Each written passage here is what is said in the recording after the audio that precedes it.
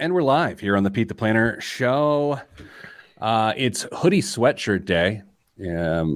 I know you're listening from an audio perspective, but it's hoodie sweatshirt day both here on my carcass as well as a lot of my coworkers here in HQ1 and HQ2 at Your Money Line.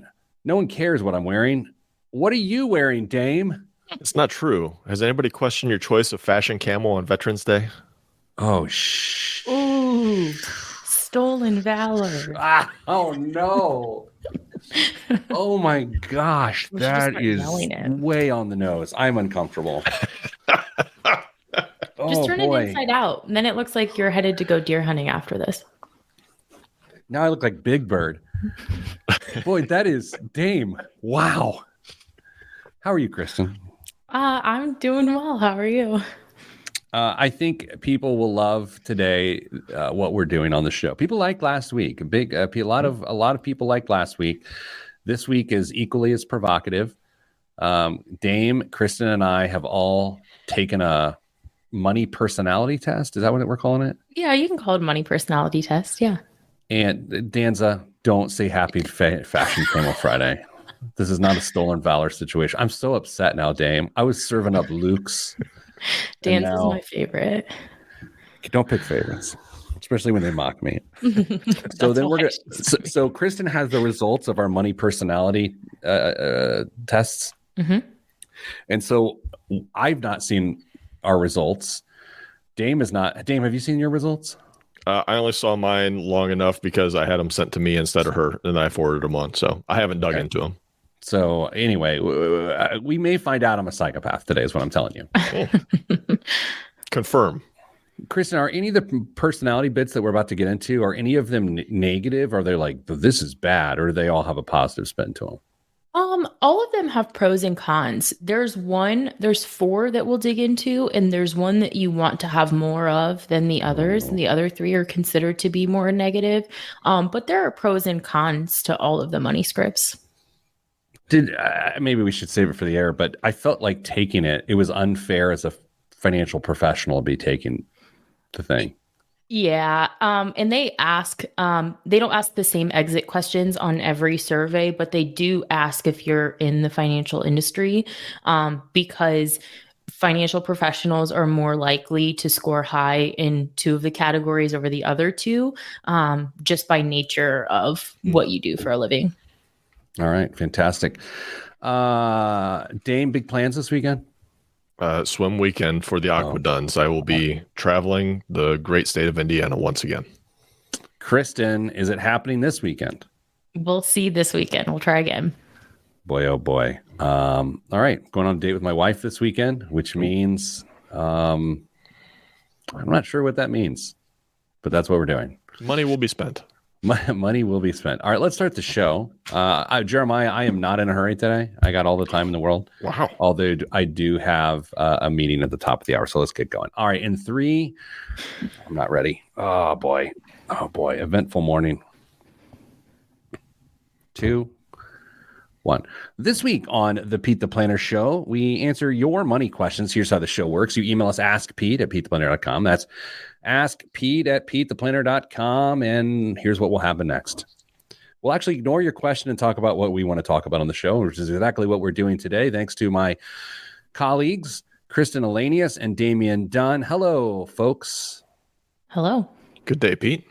These two fine people are instrumental in the work that we do here at Your Money Line. Kristen is the director of education, enjoys long walks with her dogs, and Damian is the vice president of advice and enjoys warm hats in cold weather. True. He's bald. All right, Kristen, this week where you sent out a link to Dame and I saying, take your money personality tests.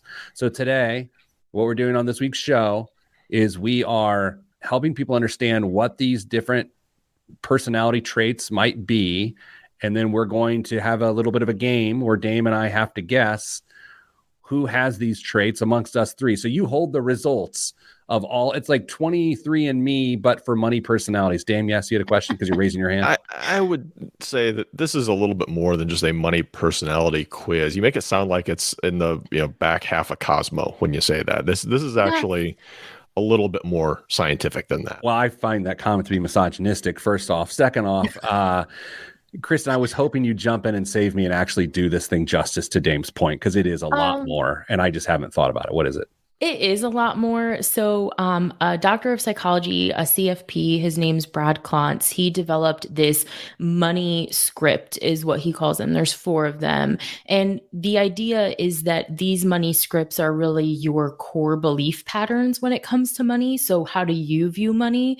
The good and bad is that these are not usually something we're actively thinking about. They usually are a factor of your upbringing when it comes to money. And the goal overall is to just be more aware of how you behave toward money, how you feel with respect to money or concerning money, so that you can predict behaviors that you might be susceptible to. And we're going to dig into that a little bit. All right. Well, Kristen, I have to ask before we get going here. You've clearly done this. What are we calling it? I got to quit calling it a personality quiz. It's an assessment. He calls it an inventory. No, it's a bit much. We'll call it an assessment. You've done this assessment on yourself. You've performed it on Dame and I. I'm flying blind here. I'm about to find out that I'm, the father of a bunch of children or something. Have you performed this assessment on anyone else in your life that is not financially minded? Yeah, I made someone practice this with me yesterday, actually. Okay, so maybe we'll get to that later. But I see where I go. Like, I want Mrs. Planner to take this assessment, but then she doesn't really like being my guinea pig for stuff like this. So yeah, she's Kristen's guinea pig, not yours. That's true. Yeah, well, maybe I think she likes you more. Dame, so where should we start here? Should Kristen explain what's going on here? Yeah, I think a little bit of background, which she's given us some high level, but maybe explain the groups and where we're headed with that, Kristen. Yeah. So we each took this inventory, as he calls it, this assessment. And there's a shorter version, which we took, which was, I think, 30 some odd questions. And then there is a longer version on his website. But then it scores you with respect to the 4 money scripts, which we'll dig into what they are, but they're avoidance, worship, status, and vigilance. Okay. So, can we dig through those now? Because now I'm stuck in my head. Well, the first one is what? Avoidance. Okay, so if you have the money script of avoidance, what are you avoiding? Sure. So I have a bunch of notes. I'm so into this. I willingly read 50 pages of publication on this week because I'm that much of a nerd. So if you are money avoidant, you might have this belief that money is bad. You might think that you don't deserve money. When it comes to your emotions with respect to money, you might think that it's a fearful thing. It might cause anxiety. You might think that people who have money are bad. This can lead to financial denial. We'll get into maybe money disorders too. But you can actually be prone to self-sabotage because you want to keep that distance from money. And then when you look at persons who are surveyed, persons who don't know their net worth are most likely to be money avoidant, which I think tracks. By the way, when I took this assessment, because I knew you were getting the results, I did not put my net worth in there. Oh, I can't see that part. Okay. I can only see. I threw it off. 0. Yeah, I put $1. So no, not because I didn't want that to impact the results. I will say this. So you're Dame. She's explaining this avoidance. I'm having a hard time thinking this isn't simply a very negative quality. Do you see a different side to it? I'm trying to be empathetic here, but that seems like a bad thing. There are a lot of challenges that would come along with having a strong trait of money avoidance. That's to be sure. I mean, if you wanted to try and frame things in the positive light, somebody who's going to be money avoidant may be very generous with their money because they don't want it in their lifestyle. They don't want it around them because of experiences they've had when they were young, or maybe how they saw it used in their family, or what it's done to other family members. So it's very possible that somebody that's money avoidant could be really generous with their money, which is outwardly a very great thing, but inwardly it could be, as Kristen said, sabotaging your future. Kristen, what other positive qualities of the money avoidance should we recognize? I kind of struggle to find other ones. Just because, and that's my bias, and that'll come up later on. But one of us was more money avoidant than the other two. Okay. So Dame and I get to guess, right? Yeah, if you'd like. Okay. Oh man. How in the there's first off on it, does it rank a scale, like, because there's no way any of us are that money avoidant. Yeah, absolutely. So there's low, medium, and high. So if you rank low, it means that you don't exhibit the behaviors of that money behavior, that money script. If you're medium, that you have some of those qualities, and if you're high, that they place you in that category of this is your money script. So within the low scale, is there a magnitude, or is it just low? It's the numbers rank from 1 to 3 in low. Okay. Total, they rank 1 to 6. Okay, so Dame, I think, oh my, I'm so nervous right now. Well, yeah, because you just said it's a bad trait, and now you have to say one of us has it. All right, I think Kristen. Not that one of us has it. I think Kristen has the highest level of money avoidance of the three of us. And not that one of us has it. One of us just scores higher than the others. I think she scores high on the low is where I'm going. I'm going to go with Pete. It's actually Dame. Dame scored the highest of the three. What? So. Oh my God. Okay, wait. So what did he score? He scored a 2.5. Dame, do we have permission to share your score on the air? Oh, well, I just did. Or too late. All right, you have permission to share all. Yeah, I don't care. He still scored low, but he did score the highest of the three of us, and he's very close to the exhibiting some behaviors of money avoidance. So it's just interesting, something to be aware of. Oh, this is the best thing that's ever happened to the show. What's your score? So I scored 2.1, Damian scored 2.5, and you scored 1.5. 1.5. You barely registered. Slipping. Yeah. You barely registered. Jeez, I'm embarrassed about my score. Dame, you must be beside yourself.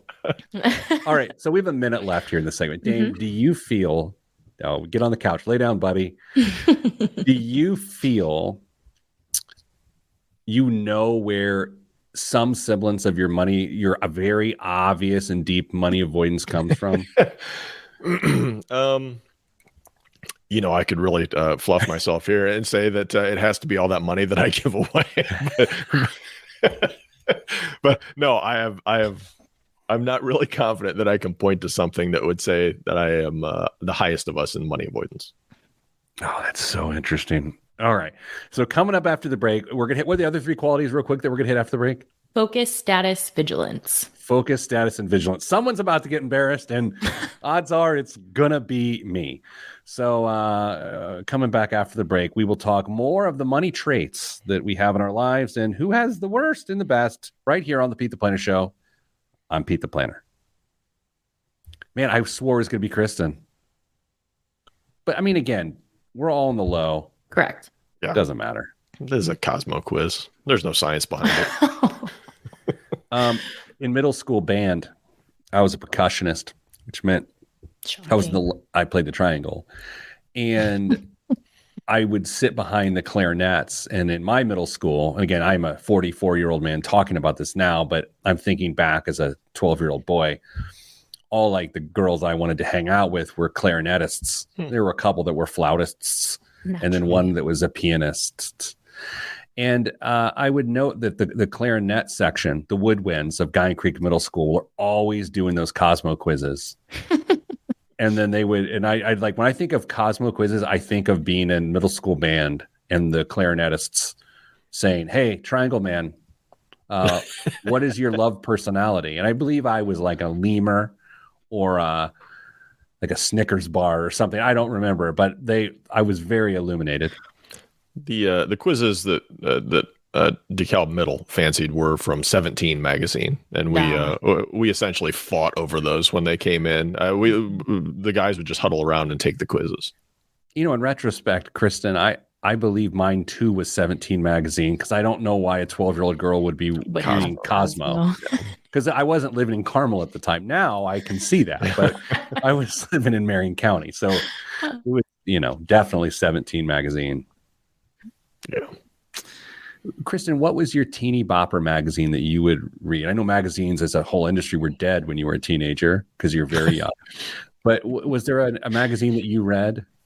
Guns and Ammo, or what were you reading? That was second on the list, but first was, I think it was called Tiger Beat. Maybe Was that still around? I have no idea. Or who was the teen heartthrob when you were Good question. 13, 14?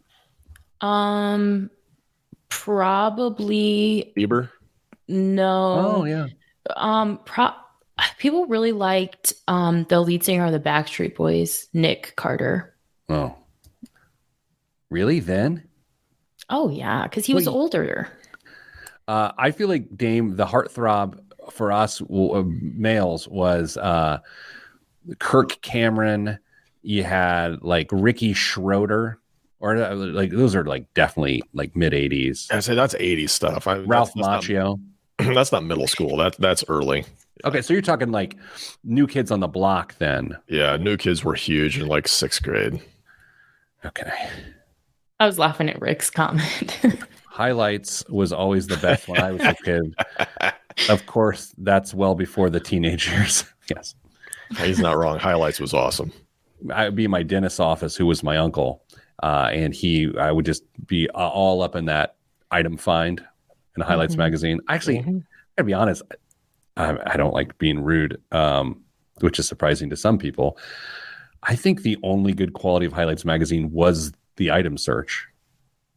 There's nothing else of substance in there, was there? What else was there? Was the I can't remember the two brothers, where the one was good and the one was one Goofus was and Gallant? wayward. Yeah, there you go. How did that come out of my head? I don't know, but it's amazing. That was it, right? Goofus and Gallant, or Goofus 98% sure that's what it was. Goofus and Gallant. Yeah. I used to read Mad Magazine and Cracked Magazine. Yeah.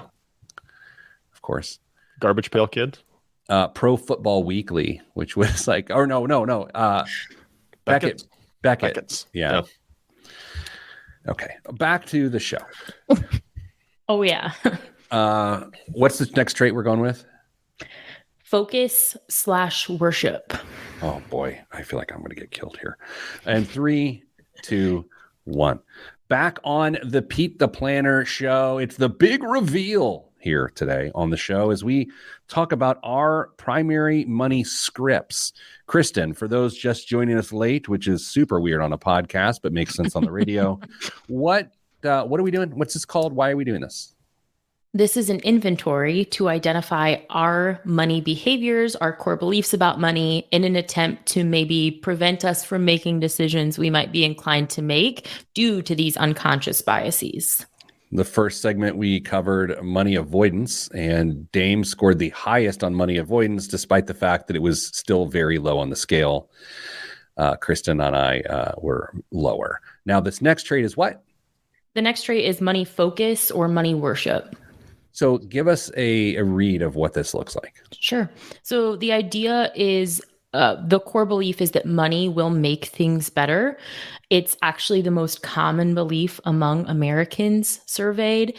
Often people in this group think that money will solve their problems. And if we look at some of the questions that were asked in this assessment that would have identified you with this group, one of the questions was, things would be better if I had more money. And another question was, money buys freedom. All right, Dame, how do you get your head around this? I can actually, as she's going through it, I hear some pros and cons, some advantages and disadvantages. How do you read it? Yeah, I can see the exact same point of view. I mean, there is something to money being a stabilizing factor and providing a sort of freedom to somebody's lifestyle. However, that could potentially spiral really, really quick. So I feel like a balance to be struck here for sure. All right, so Dame, you and I get to guess who scored the highest, who worships money the most. And I think what you and I learned in the last segment, Dame, it's since we know there's 3 groups, low, middle, and high. Let's go ahead and guess where people are in those as well. Can I ask a question here, Kristen? Is there a chance that all of us scored higher in one category? Like, did all of us win one category? Win? Mm-mm. No. Okay. Rick All right. Swink on Facebook Live notes that Biggie Smalls did not fall into this category. He did not score high on the more money, less problems. He scored high on more money, more problems. More problems. Yeah. And before you guess, the person who won, quote, this category scored an entire point higher Oh, than Lord. the other two. I feel like I have my Dame. You go first this time. You go first. Kristen, this is fun. I mean, I'm glad. the polite thing to do is just to say yourself, right? I'm not interested in polite. I'm interested in winning. You know what, Pete? I'm going to say Pete again. Okay, I'm saying Kristen again. Stop. Can I give a very can I give my reason why it's Of course. Dame and I are in different stages of our life than you are, right? Mm-hmm. And that doesn't make it good or bad, but when I was your age, my view on money was different than it is now. And I assume Dame's is too. Yeah. So that's why I think in this category, you're the highest. And boy, I can't wait to be wrong. All right, what? So start with the lowest and then make your way up to the highest. Oh, yeah. The lowest was Dame. Oh, no. He scored A3, which is considered medium, which is that you do exhibit some of the behavior. Pete, you scored a 3.29, which also puts you in the medium. And I scored a whopping 4.57. Yes. Putting me in the high category. It's actually my primary money script. Okay. But I don't, first of all, there's no but. This is not a bad thing. This is not a bad thing. And I think the context of your adult life, Kristen, because I know you, I think the story's there, right? Like, it totally makes sense.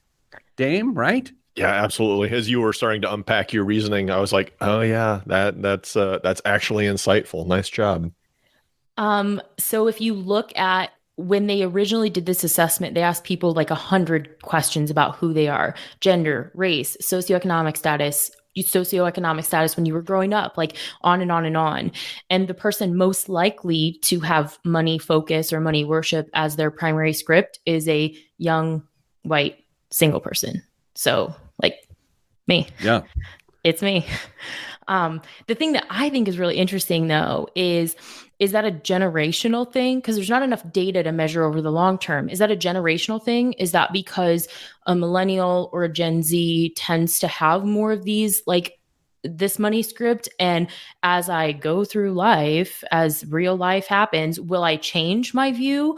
Or is it a generational difference? Is it because boomers, Gen X, etc.? Is it because those generations have different views about money? That's what I think is super interesting. That is interesting. Dame, I think I can maybe reason as to why you're lower than I am. Not that materialism comes into this, but I feel like materialism has to be on this spectrum of money worship. Mm-hmm. And I am definitely more materialistic than you.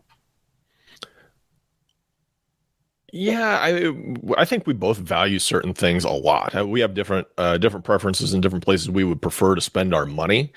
Yeah, maybe. But I mean, you also live in a fairly metropolitan area or suburb area, and I live somewhere where it's just easier to get by to get by. So, Kristen, did these results surprise you in this category? I was a little surprised to be quite so high, but I thought it was difficult because I am a believer in like money isn't the thing that's going to solve all of your problems, but I do think having access to money can help you focus on other things. So I did find a little bit of difficulty in answering some of the questions because one of the questions was things would be better if I had more money. I don't think that it's the money itself. I think it's the opportunity. It opens up a much bigger can of worms. All right, what's the next quality? We're going to try to at least get the explanation in this segment. So this one is money status. So money status, status seekers tend to think that their self-worth can be correlated with their net worth. They're often associated with higher levels of anxiety and unhappiness. And those raised in a lower socioeconomic status are most likely to endorse money status beliefs. Okay, so those raised in lower socioeconomic environments will score higher on this one. Correct. This is another one where I can see the pros and cons. The first one, money avoidance, I didn't see a lot of pros. The second one, I see it both sides. This one, I kind of see both sides. How was there a lot of variance amongst our scores? No. You're gonna love vigilance. The explanation of vigilance on Pete. I can tell you that you're gonna say this is the one. Okay, so not a lot of variance here. My gut is we all scored pretty low on this. Maybe high side of low.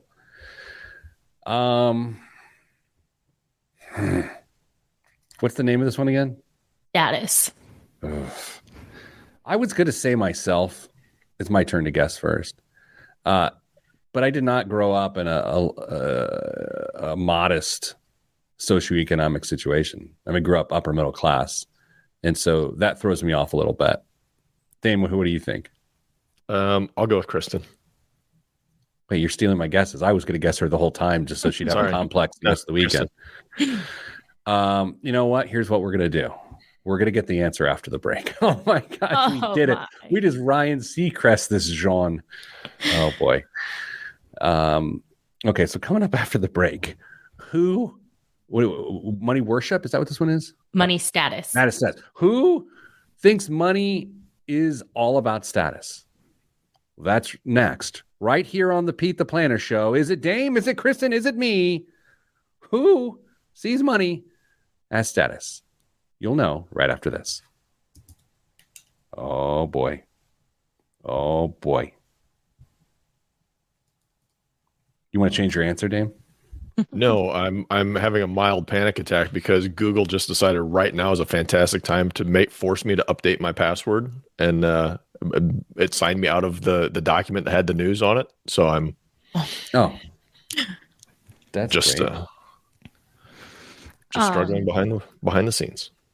So the thing that we don't have time to get into on the show, but is the follow-up of this, if someone's listening to this, is that, and they want to like dig into this deeper. So Dr. Klontz recognizes 8 money disorders, disordered behavior when it comes to money.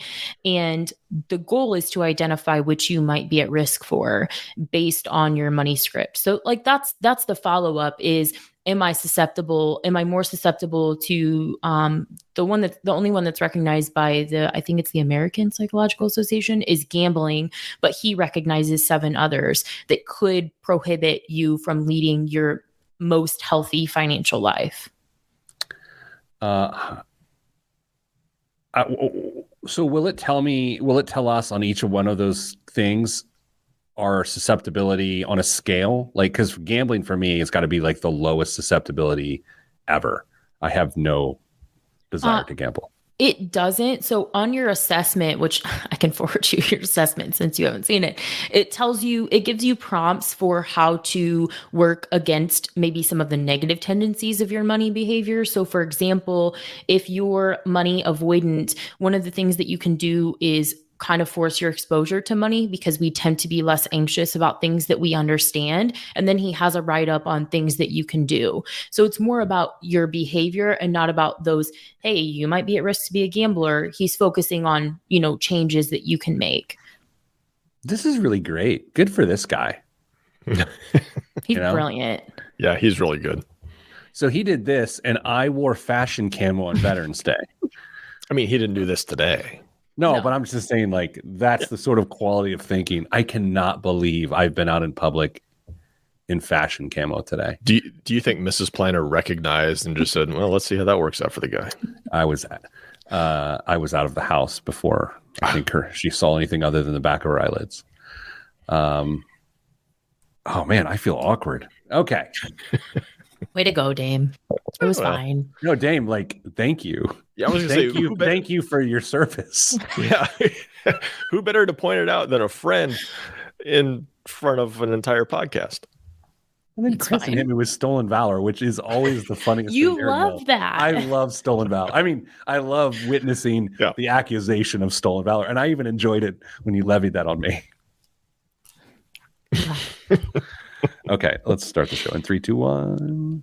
Back on the Pete the Planner show, we are exploring our money scripts. What does that mean? It means there are 4 distinct money scripts, inventories, if you, I don't know. And we're going through them. Kristen found this. It's really great.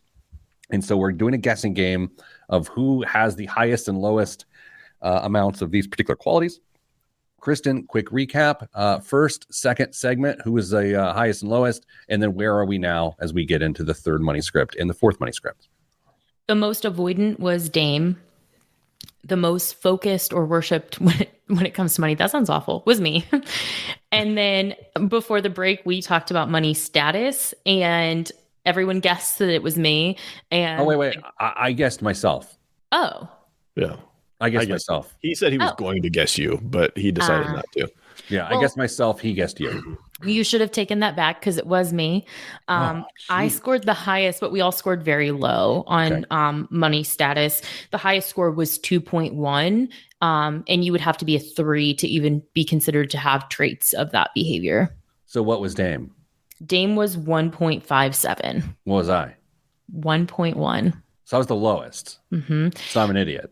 Yeah. Something that's also kind of interesting about the scores is that your scores overall were just kind of brought down. So I think that your responses maybe weren't as aggressive when you were answering the assessment as like mine. There were some statements that I was like, absolutely not, like strongly disagree. I think I answered that way more often than the two of you because the range in my scores is also much greater. Dame, I have a hypothesis here. Do you realize in the last 3 weeks I've said the word hypothesis like 500 times? I've got to stop. Anyway, Dame, here's the H that I have about this on for Kristen's last point. With all due respect, wisdom, the wisdom of not thinking you're always right. Like, you know what I mean? Like, I feel I have an opinion, but I don't feel strongly about much, even money. So do you think it's possible that you and I have learned how little we know while Kristen foolishly, like a young person, knows everything? Do you think that's possible? I think it's possible. Now, that's one of the things that I actually admire about Kristen is how emphatic she is and how strongly she believes in certain things. But I think you and I have seen enough to know enough that we try and learn as much as we can as we go. I think just our personalities, though. I think our personalities are just different too. Forget age, right? I think Kristen knows what she knows, right? Like, and that's a positive quality about her, right? Absolutely. We're talking about it like she's not here. It's okay. Still here. All right. Last quality. What is it? Explain it, and then we're voting. So the last one is considered to be the most positive. It's money vigilance. So those who are vigilant are alert, they're watchful, they're concerned, they prioritize saving and frugality. They're the least likely to use credit of the groups. The downside is that this can lead to excessive worry. It can lead to financial anxiety. You become at risk for underspending or financial hoarding in some more extreme cases. And statements that align with the money vigilant are money should be saved, not spent. And the second one that I picked out of the questions was it is important to save for a rainy day. All right.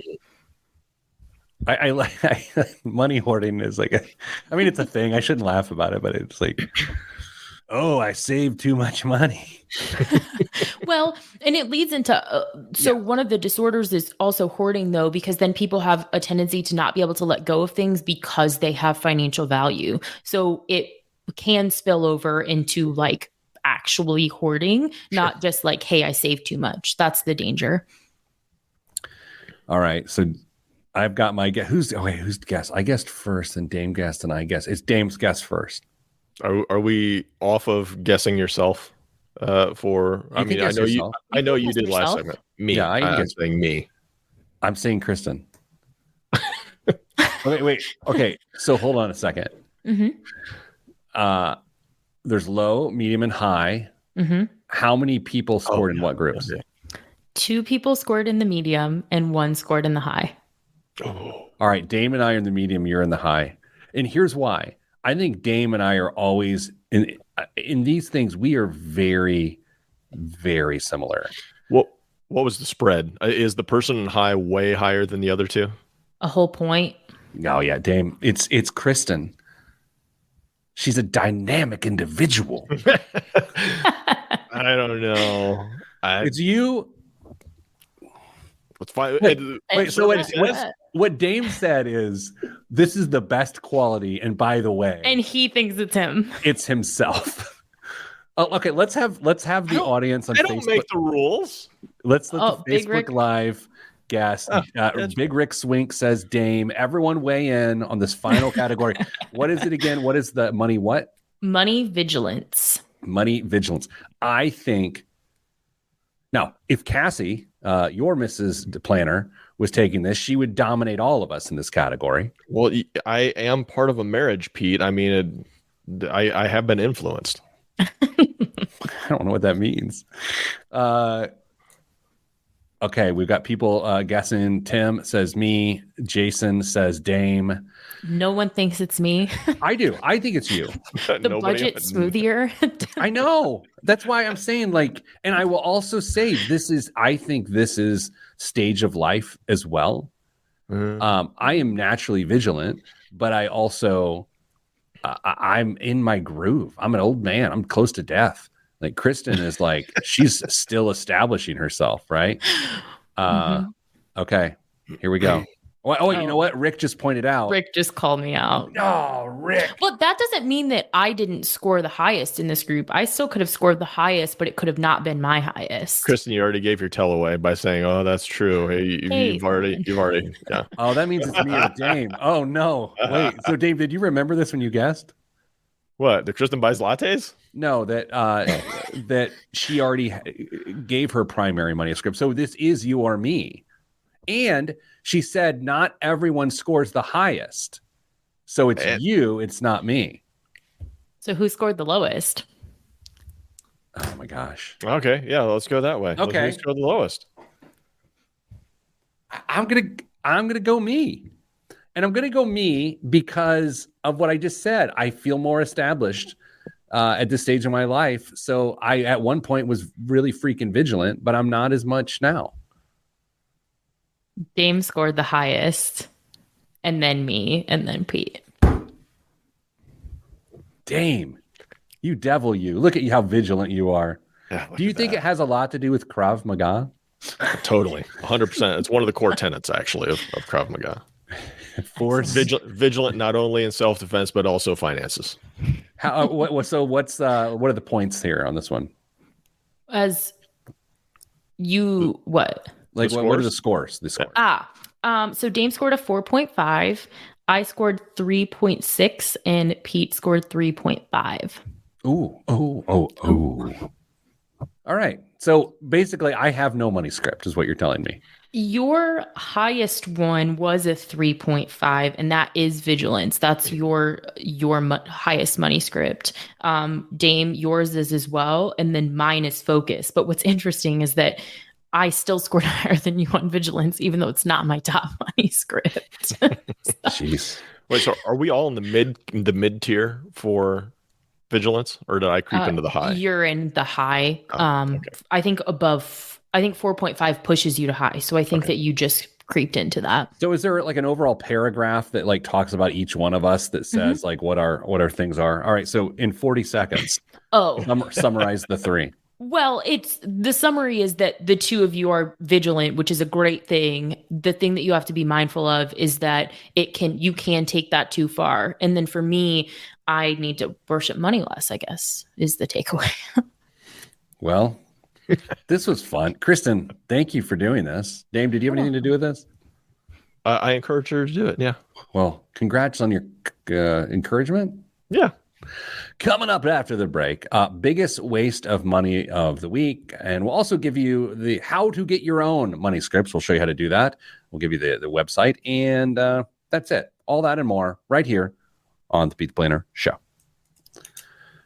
I guess now we have to give that on the radio. I was just going to give it behind the scenes, but we should. Is there an easy way to give it the address? No, because it's on his it's like a backlink on his website. But is it like, do they talk about it on the homepage or anything? No, I had to Google it to find it. I couldn't find it on his website. So All right, then we'll just tell people to Google it. Okay. Can you Google like Brad Klontz money scripts? Yep, Yeah. exactly. And it's the first thing that pops up on Google. Brad Klontz. Just He's rolls off very the tongue. interesting. Another bald person. Oh man, we're good at that. Bolds. There it is. I think most recently though, I think he's back too, because I started to watch a YouTube interview with him, and in that in an interview he does have hair, so I don't know that he's currently with the Bolds. Okay. All right. I just posted the link on Facebook and YouTube. Boy, Let us know how you score. let us know. I was a little nervous with this thing that it was going to be like a Rick doing some marketing. You could put a link on your website to drive some traffic to your website first. Yeah, Rick, no one listens to the show, Rick. I'm sorry to tell you, but you've made a bad choice in following us. No one cares about us. I was really glad to not be exposed as a psychopath just now. You're welcome. Yeah. Yeah, proof. Scientific proof. That's fun. Way to go, Clancy. Does anyone call him that, you think? Doubtful. Professor Clancy? Dr. Clancy? Dame, do you have your news pulled back up? Yes, I am ready to go. Okay. Is the obvious news going to be part of your news? Oh, man. I do have some. I can lead with that if we want to dig into that, or if you just want to kind of pretend I'd rather you be didn't hear it. quick. Yeah, just do it quick because there's no point in talking about it anymore. I was going to say there's nothing to say. It's just the newest update. It's all so stupid. Okay. Tell us how you feel. Let's have a good weekend. In 3, 2, I'm not ready. Oh boy. 3, 2, 1.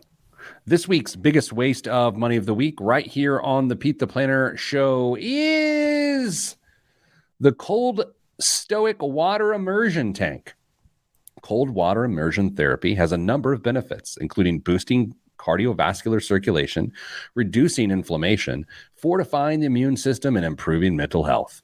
The Cold Stoic Tank from Renew Therapy allows owners to experience these benefits at home. Designed in California, the unit has clean lines with a natural wood deck and a weatherproof mechanics bay. Inside the bay are a magnetic drive water pump that circulates up to 20 gallons of water per minute, a titanium heat exchanger that maintains the water at temperatures between 39 and 55 degrees Fahrenheit, and an ultraviolet ozone water sanitizer and filter system that reduces maintenance and the need for chemicals. It's appropriate for indoors or outdoors and made by hand in these United States. So I have a couple comments. First off, this is great. Who cares? But there's no way this thing is Midwest weatherproof. You know what I'm saying? Like, you put anything out in the Midwest, it freezes. Like, it's made in California. It's weatherproof in California. But deep freezes in like Minneapolis? No way. Doesn't matter. There's going to be a lot of expansion there. It doesn't look like there's a lot of room for insulation in those panels there. It looks small. It does look small. That's a one-person tank if I've ever seen one. Yeah, there's no frolicking on Temptation Island in this thing amongst the happy couple. Well, I mean, the water be cold, so there's not going to be much frolicking anyway. How dated is a Temptation Island reference? Is that like from 20 years ago? Is that still a thing? I have no idea. So that means it is an old reference. That's good. Yes. Sorry. If Kristen doesn't know, it's an old reference. All right. First off, Dame, would you ever want to try this at least once? Ice baths are pretty popular right now, and I remember having to put ankles in ice buckets, and I derive no joy from any of that. So putting my entire body in a tank, it seems like it'd be even worse. So no, I don't have a big desire to do this. All right. What do you think, Kristen? Would you do it? What? Oh, no. Heavens, no. What's it cost, Kristen? It costs $4,000. Dame? It's going to be like 12 grand. $9,700. $9,700. Dame, what's in the news this week? A federal judge in Texas on Thursday struck down the Biden administration's student loan student debt forgiveness program, imperiling a key administration priority that would have canceled up to $20,000 in student loans for tens of millions of borrowers. The Biden administration's plan is a, quote, unconstitutional exercise of Congress's legislative power, end quote, that also failed to go through normal regulatory processes, Judge Mark Pittman of the Northern District of Texas wrote in a 26-page opinion. The Justice Department is appealing the verdict. I have nothing to say. I mean, just procedural. I don't know what's going to happen. This is frustrating to people who want this to happen. And Dame, here's maybe a question before we move on from this. Do you think this is not a political ruling, right? This isn't. It's just this court. People think it might think it's political, but it is a court ruling. Do you think this could gather support from one side of the political aisle, or in terms of votes, or do you feel like this will take away votes from a party if this ruling holds? Next election is so far away, it won't be an issue. I mean, it'll be reminded, but the next election cycle. But no, I don't think it's going to be much of a factor. Oh, so now, Kristen, this makes me think: was this ruling just come down after the election for a particular reason? I'm pretty cynical, so yeah, yeah. Dane, what else is in the news? Everyone knows the most basic human needs are food, water, shelter, clothing, and Netflix. Chill. Well, maybe that's not quite right, but it is how consumers are feeling now that inflation's squeezing their wallets. Maybe it's the latest season of Love is Blind talking, but fewer than 3 in 10 consumers say they're less likely to cut spending on subscriptions than on basics like food, according to a National Retail Group report. The research found that 44% of people in the U.S. said they've tried to cut back on groceries in the past 6 months, while 40% said the same about clothing. But over the past year, less than 1/3 have shrunk their monthly bills for subscription services that include media streaming like Netflix and Amazon Prime, and products and services like Chewy.com and DoorDash. This may be evidence of just how sticky the demand for subscriptions is, as the reluctance to unsubscribe came even as monthly prices rose across the board. I added a subscription this week. Oh, yes, you did. I did. I talked about it at our You did. meeting on Wednesday. I joined the Whoop universe. Here's why. Number one, I'm currently getting back into shape, as opposed to the shape like a pear. And the second thing is, I have major sleep issues, like major sleep issues. And so I'm hoping to get some intelligence around my sleep with said Whoop band. That'd be good for you. That's been concerning for me for quite a while. Your sleep avoidance. yeah. We got to make sure that we're doing these assessments where it does show me to be a psychopath. We've just chosen the wrong avenue with money. Yeah. Are you familiar? You've heard the news about the salary transparency laws in New York? Yeah, interesting. Would you all like to play a little bit of a game on salary transparency for different jobs? Yes, I love games. No. Yes. So bad at these. Wait, is this from the New York Times? Because I think I took it. I don't think it came from the Times, but it could have been picked. Anyway, sous chef at Per Se, a 3-star Michelin restaurant. Yeah, I've taken this. So Kristen, do you want to guess? I have no idea. I have no realm. No idea at all, or no idea per se? Thank you. I believe, if I remember correctly, it was like $65,000 or something like that. $70,000. $70,000. That's it? Yep. In New York, at one of the finest restaurants in the world, as the number 2 chef. Yeah. Wow. General Superintendent of Train Signals at New York City Transit. Kristen? I hope they make more than a chef. They make a ton. I think it's compared to a chef. I believe it was like 120, 130. 104 to 154 is the range. Okay. Yeah. Interesting. Exhibition coordinator at the Whitney Museum of Art. Sorry. Why are you laughing at that? I'm laughing at Rick's comment. 60. Yes. Exactly right. $60,000. Nice job. That's a standard guess, I think, on a lot of these, but go ahead. Anchor at WCBS TV Channel 2. Okay. Go ahead, Chris. I bet they make less. Do they make 50? Oh, no. As a TV anchor? So Anchor Well, how TV, big is this? How big is this network? it's in New York. It's a major metropolitan of New York City. Oh, then I don't know. Double that. Anchors make, or they used to at least, so much money. So the lead didn't know anchors of like back in the day of like the 5-6 o'clock news, shocking how much money they make. Shocking. In this case, a Dame, if I remember correctly, it's like just under 2 or around 250. Yeah, and we don't know the slot that this anchor's at, but it's 230 to 250 is the income there. Holy guacamole. I'll just say that that's low from if they were the lead anchor in Indianapolis back in the day. It was a lot higher than that. Wow. You can pay for a lot of good hair product. But you have to. Finally, executive director of fixed income trading at JP Morgan Chase's Global Wealth Management Division. Is it going to be disgusting? It's a wide range, which Yeah, I saw that. It's not even fair. It's 142 to 300,000. Yeah. Yeah. Oh, look at that, man. It was like game show week here. Man. Use those numbers, kids, as you're negotiating your salaries. Man, oh man. All right. Well, hey, Kristen, great job this week on the show. Dame, put a little game together. I brought Stolen Valor to the show this week. Oh boy. Thanks for all that served, all the veterans out there Friday and the whole Veterans Day weekend, I guess we'll call it. Send you good vibes because good vibes are all that's in the budget. I'm Pete the Planner. This is Pete the Planner Show. Stolen Valor. Another Cosmo quiz. Good times. All right, everybody. I'm gonna go. I brought bagels in. Donut's sad cousin. I brought bagels in for everybody today. Yeah, thanks for doing that today instead of Wednesday when I was in the office. Big Rick Swink says check out F3. Okay. Is that F1's? I don't know what F3. It's like the crappy F1 league. What's F3? Yeah. Let's see.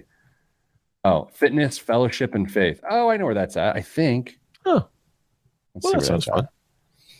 Fitness, fellowship, and faith. Well, I'm good at one of those. Can we guess what it is? Thanks, Rick. Free men's workout group. Oh, here's the problem, Rick. I don't like being around people. that's the challenge. Boy, I have you fooled. Dame, solo workout guy for you, or do you like working on a pack? I like like one or two other people for the accountability, but I like the whole CrossFit aspect. I don't know if I could get into.